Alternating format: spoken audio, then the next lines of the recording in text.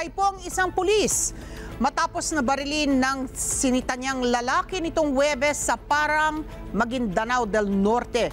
Nakilala po ang biktima na si Police Captain Roland Moralde, 44 anyos, residente ng Caloocan City at nakatalaga sa Regional Mobile Force Battalion ng PNP Bangsamoro Autonomous Region in Muslim Mindanao.